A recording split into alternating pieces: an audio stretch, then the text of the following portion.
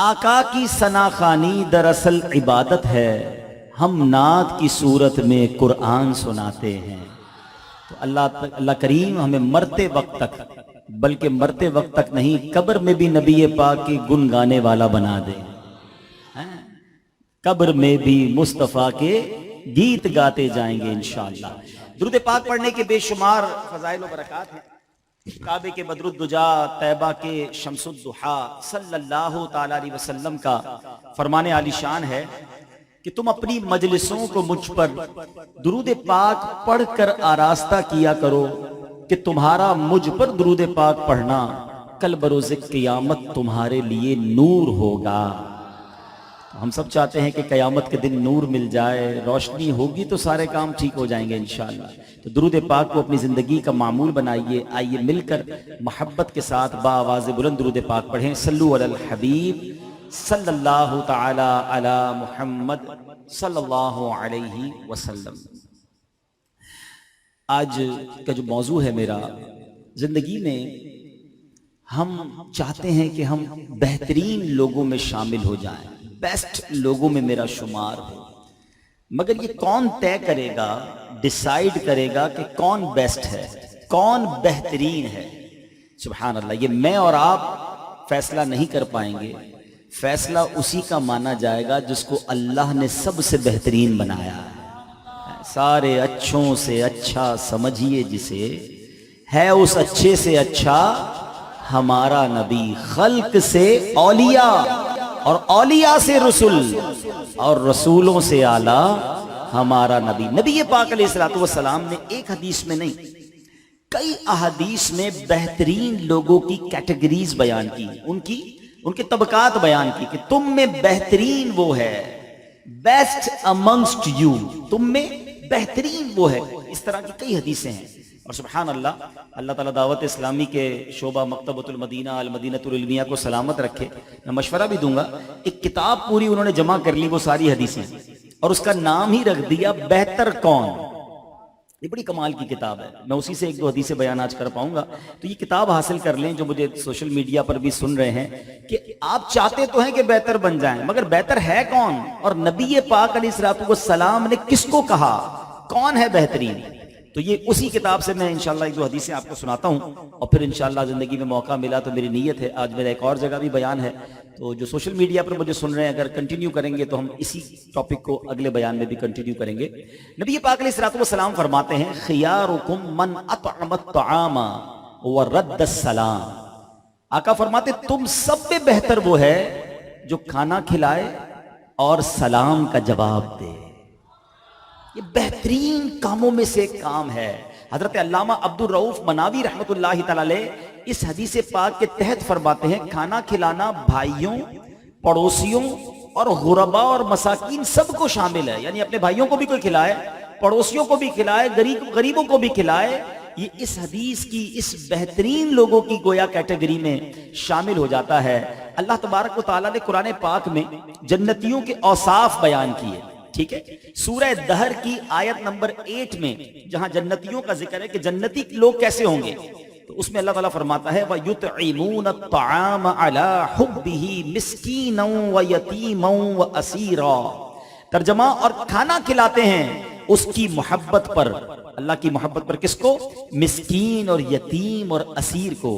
حضرت مفتی نعیم الدین مراد آبادی اس آیت کے تحت لکھتے ہیں، یعنی ایسی حالت میں کہ جب خود انہیں کھانے کی حاجت و خواہش ہو، اور بعض مفسرین نے اس کے یہ معنی لیے ہیں کہ اللہ تعالیٰ کی محبت میں کھلاتے ہیں۔ سبحان اللہ، میرے میٹھے اسلامی بھائیوں، کھانا کھلانا یہ اللہ کو بہت پسند ہے۔ اپنی اپنی حیثیت کے مطابق یہ کام اپنے ذمے لے لیں، اور میں آپ کو ایک فارمولا بتاتا ہوں، دنیا میں دیکھ لیں جتنے لوگ کھانا بانٹتے ہیں نا، آپ دیکھیں اللہ پاک ان کے رزق میں برکت ڈال دیتا ہے، وہ ترقی کرتے نظر آئیں گے۔ آپ جتنے بھی کھانا کھلانے والے لوگ ہیں نا، آپ ذرا غور کریں، ان کے بارے میں چیک کریں، تو آپ دیکھیں گے ان کا سرمایہ، ان کا مال، ان کی برکت ہی آ رہی ہوگی، کیونکہ یہ اللہ کے پسندیدہ کاموں میں سے کام ہے۔ سبحان اللہ، نبی پاک علیہ الصلوۃ والسلام کا فرمان ہے، جنت میں ایک بالا خانہ ہے جس کے باہر اندر سے اور اندر کا باہر سے دکھائی دیتا ہے۔ یہ بالا خانہ اس کے لیے ہے جو محتاجوں کو کھانا کھلائے۔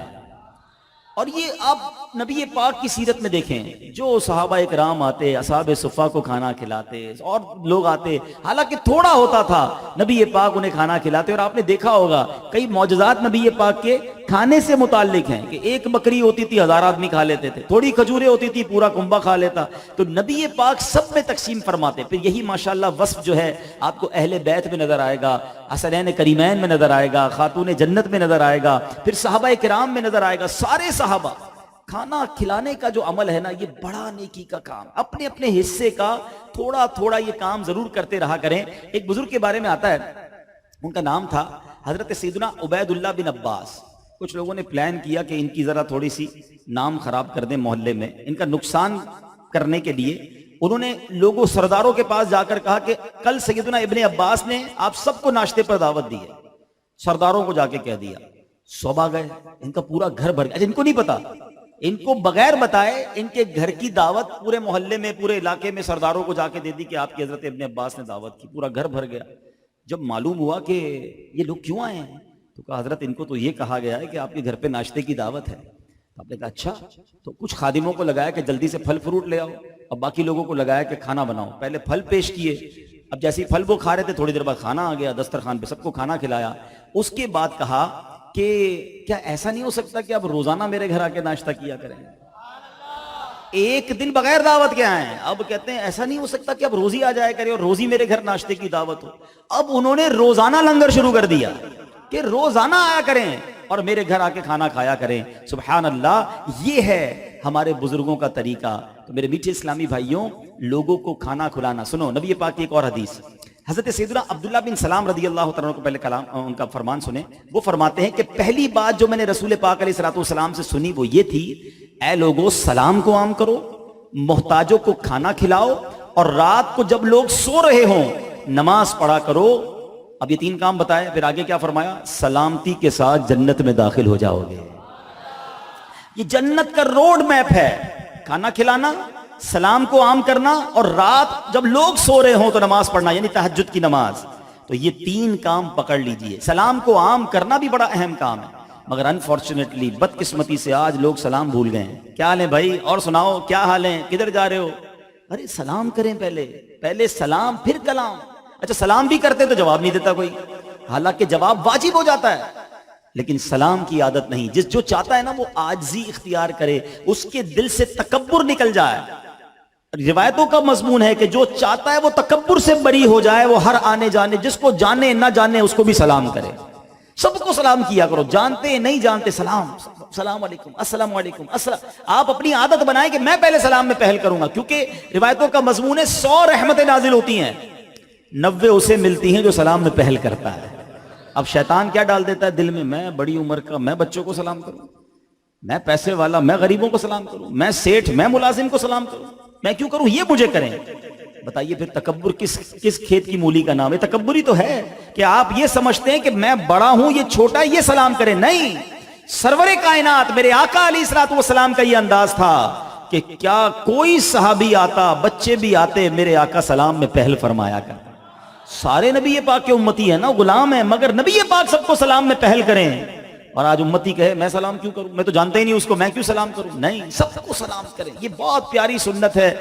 کچھ صحابہ کرام کا تو یہ انداز ہوا کرتا کہ وہ بازار میں جاتے ہی اس لیے تھے کہ لوگوں کو سلام کریں گے. سودا نہیں لینا ہوتا تھا یار، اتنے سارے لوگ ملیں گے، اتنے سب کو سلام کریں گے، اتنی ساری نیکیاں کما لیں گے. تو یہ وہ نیکی ہے جو آپ کمانا شروع کریں، اس سنت کو عام کریں. تو سلام کو عام کریں گے انشاءاللہ. ایک عشق والی بات بتا دوں پھر اگلی حدیث پر چلے جاتے ہیں. بات یہ ہے کہ نبی پاک علیہ الصلوۃ والسلام کے دور میں کئی صحابہ کرام پلان کرتے تھے کہ پیارے آقا کی بارگاہ میں جائیں گے اور ہم پہلے سلام کریں گے. وہ پلاننگ کر کے جاتے تھے، مگر جب بھی جاتے وہ سلام کرتے اس سے پہلے نبی پاک کی سلام ارشاد فرماتے تھے. اور علماء کتنی پیاری بات لکھتے ہیں کہ یہ عادت کریمہ نبی پاک کی آج بھی جاری ہے. ہاں، میرے آقا تو قبر منور میں حیات ہے نا، تو علماء لکھتے ہیں کہ آج بھی کوئی غلام مدینے جائے اس سے پہلے کہ وہ نبی پاک کو سلام پیش کرے، پیارے آقا خود پہلے سلام فرماتے ہیں. تو یہ ہے نبی پاک. اور ہم امتی ہو کر سلام کرنے میں کہیں کہ میں کیوں کروں سلام؟ تو آج اس اجتماع میں یہ نیت کر کے جاؤ اپنی حیثیت کے مطابق کھانا بھی کھلائیں لوگوں کو اور انشاءاللہ سلام بھی عام کریں گے، کیونکہ یہ بہترین لوگ فرمائیں۔ اگلی بات نبی پاک کی ایک اور حدیث، اور میں نے آپ کو پہلے کہہ دیا کہ اس کو آپ جو ہے وہ اس کتاب کو آپ پڑھیں گے تو انشاءاللہ اور بھی حدیثیں آپ کو ملیں گی۔ ایک اور بڑی پیاری حدیث، پیارے آقا علیہ الصلوۃ والسلام فرماتے ہیں، بخاری شریف کی حدیث ہے، ان من خیارکم احسنکم اخلاقا، آقا فرماتے تم میں سے بہترین شخص وہ ہے جس کا اخلاق اچھا، بہترین لوگوں میں فرمایا ہے، لڑائی جھگڑے والا، طنز کرنے والا، ڈانٹ ڈپٹ کرنے والا، جھاڑنے والا، بات بات پر ٹوکنے والا، یہ اچھے اخلاق نہیں ہیں۔ اخلاق اچھے کتنے پسندیدہ ہیں کہ بہترین فرمایا کہ تم میں بہترین وہ ہے جس کا اخلاق اچھا ہو۔ اور نبی پاک کی ایک بڑی پیاری حدیث ہے کہ پیارے آقا نے فرمایا، کیا میں تمہیں دنیا اور آخرت کے سب سے بہترین اخلاق والے کے بارے میں نہ بتاؤں؟ ہو سکتا ہے آپ کے ذہن میں سوال بھی پیدا ہو کہ ٹھیک ہے اخلاق جس کے اچھے وہ سب سے اچھا، اخلاق اچھے والا کون ہے؟ نبی پاک نے اس کو بھی ڈیفائن کر دیا، اس کی بھی وضاحت فرمائی، فرمایا جو تم سے تعلق توڑے تم اس سے تعلق جوڑو، جو تمہیں محروم کرے تم اسے عطا کرو، اور جو تم پر ظلم کرے تم اسے معاف کر دو۔ ہاں یہ ہے کام تھوڑا مشکل، عادت بنانی پڑے گی۔ بندہ کہتا ہے اچھا کچھ لوگ بڑے اخلاق والے ہوتے ہیں، میٹھے پیارے، مسکرائیں گے، بڑے اچھے انداز سے ملیں گے، کب تک؟ جب تک ان کے مزاج کی بات چلتی رہے، ذرا ان کا کہنا نہ مانے، ذرا ان کے مزاج کے خلاف کوئی بات کرے تو وہی مسکرانے والے کی آنکھیں لال ہو جاتی ہیں، وہی میٹھی میٹھی باتیں کرنے والا گالیاں دینا شروع ہو جاتا ہے، وہ آستینے چڑھاتا ہے۔ عجیب سا جملہ مشہور ہے نا، بھائی ہم تو شریف کے ساتھ شریف ہیں، بدماش کے ساتھ بدماش ہیں۔ یہ میں نے کہا یہ کدھر سے سیکھ لیا بھائی؟ کون سا بٹن لگا ہوا ہے آپ کے اندر کے جب بدماش سامنے آتا ہے تو آپ بھی بدماش بن جاتے ہیں؟ بھائی شریف شریف کے ساتھ بھی شریف ہوتا ہے، بدماش کے ساتھ بھی شریف ہوتا ہے۔ یہ کون سا نیا فارمولا آ گیا؟ بھائی غلط آدمی ٹھیک کب ہوگا؟ جب آپ اس سے اچھی بات کریں گے، آپ بھی وہ گالی دے گا آپ بھی گالی دیں گے، وہ لڑائی کرے گا آپ بھی لڑائی کریں گے، تو پھر کیا فرق رہا اس میں اور آپ میں؟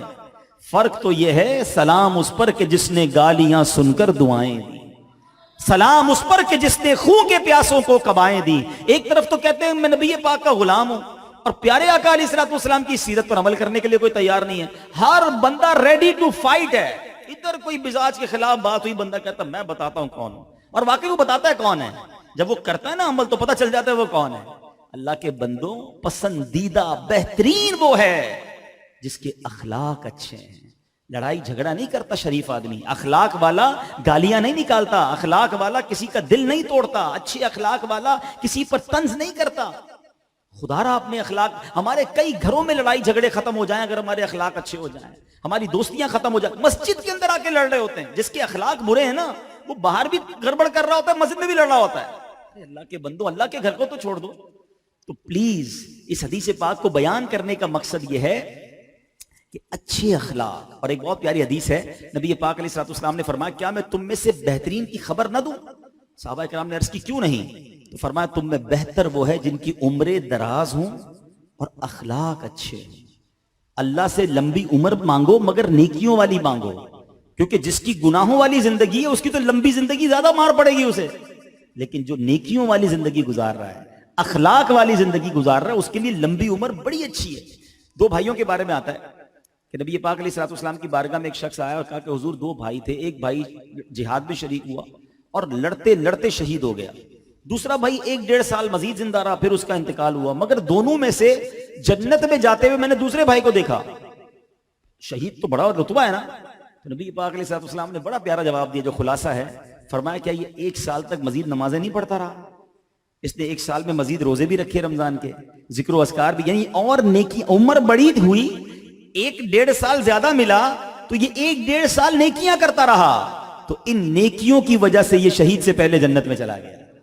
تو اللہ عمر طویل دے یہ مانگو، مگر ساتھ یہ بھی مانگو کہ مولا نیکیوں والی زندگی دے ہر دن۔ اب یہ میں اور آپ سب سوچیں کہ میرا اور آپ کا روز جو دن گزرا، جیسے آج کے ہی دن لے لیں، آج جمعے کا دن بھی تھا ماشاءاللہ، آج کا دن میری اور آپ کی زندگی میں نیکیوں کے اضافے کا باعث بنا یا گناہوں کے اضافے کا باعث بنا؟ یہ سوچنے والی بات ہے۔ حالانکہ ہم سارے جتنے بھی ہیں نا، چھوٹے سے لے کے بڑے تک، ہم سب اپنی اپنی قبر کے قریب ہوئے، ایسا ہی ہے نا، ایک دن کم ہو گیا نا زندگی میں سے، جو بھی میری زندگی ہے آپ کی ہے، ہماری زندگی کا ایک دن آج چلا گیا، ہم قبر کے، آخرت کے امتحان کے قریب ہو گئے، ٹھیک ہے؟ ہونا کیا چاہیے تھا؟ امتحان قریب آتا ہے تو تیاری بڑھائی جاتی ہے. ہونا یہ چاہیے تھا کہ آج ایک دن گزرا میری نیکیاں بڑھتی ہیں، مگر کئی ایسے ہوں گے جن کی آج نمازیں قضا ہوئی ہوں گی. اس کا مطلب کیا ہوا؟ دن گزرا گناہ بڑھے. اللہ نہ کرے کسی نے حرام دیکھا گناہ بڑھے، حرام بولا گناہ بڑھے، حرام سنا گناہ بڑھے، حرام کمایا گناہ بڑھے. دن گزرا اور گناہ بھی بڑھے. یہ کیسی زندگی ہے؟ ہونا یہ چاہیے کہ میرا ہر گزرنے والا دن میری نیکیوں میں اضافے کا باعث بنے. خدا را یہ آج میسج لے کر جاؤ، یہ سوچ لینا کہ جیسے جیسے دن گزرتے جا رہے ہیں میں قبر کے قریب ہو رہا ہوں. ہمیں نہیں پتا ہم میں سے کون آج چلا جائے، کل چلا جائے، کبھی بھی جا سکتے ہیں. آگاہ اپنی موت سے کوئی بشر نہیں، سامان 100 برس کا ہے، پل کی خبر نہیں. تو پلیز اپنی اس گزرتی زندگی کے بارے میں غور کریں.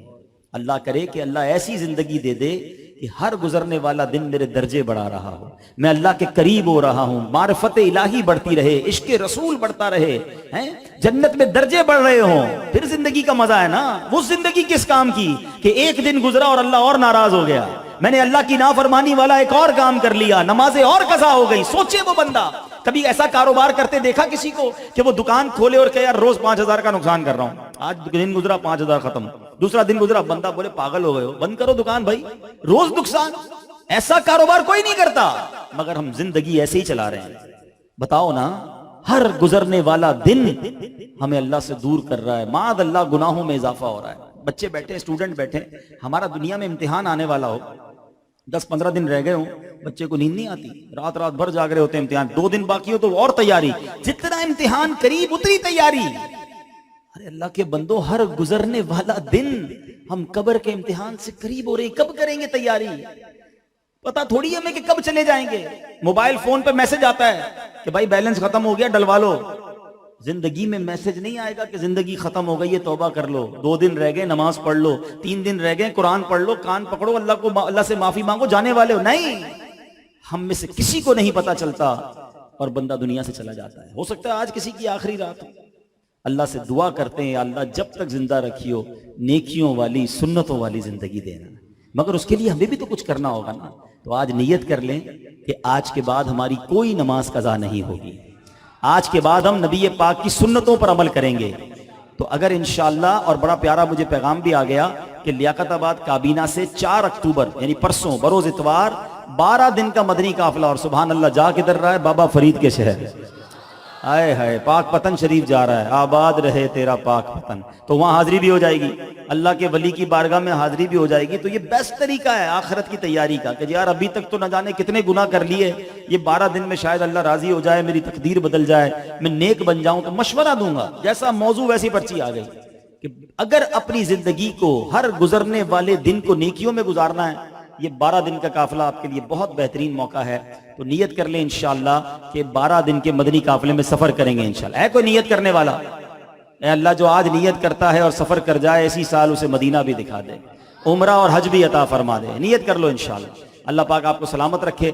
میں آخر میں ایک چھوٹی سی معذرت کروں گا. جو بھی انتظامیہ کے لوگ ہیں، مجھے اندازہ ہے کہ مجھے بلایا ہے تو آپ کچھ زیادہ سننا چاہتے ہوں گے، لیکن مجھے آج ایک رات میں 3 جگہوں پر جانا ہے اور صبح 7 بجے میری فلائٹ بھی ہے. تو مجھے آج 4-4:30 بجے ایئرپورٹ بھی پہنچنا ہے. میرا وعدہ تھا اس لیے میں آ گیا. انشاءاللہ نیت کرتا ہوں زندگی میں پھر کبھی آنا ہوا تو پھر انشاءاللہ تفصیلی بیان کریں گے. تو آپ سب بیٹھے رہیں گے. بہت پیارے ہمارے ہر دل عزیز نعت خواں عارف بھائی بھی آ گئے ہیں، اور بھی ثنا خواں موجود ہیں. تو آپ کھڑے نہیں ہوں گے، آپ بیٹھے رہیں گے. انشاءاللہ نعت خوانی بھی ہوگی. تو جس طرح آپ انتظار کر رہے تھے 2 جگہ اور بھی جانا ہے. اللہ آپ کو بہت سلامت رکھے، آپ سب کو خوش رکھے، اور اس اجتماع کی خوب برکتیں آپ کو عطا فرمائے.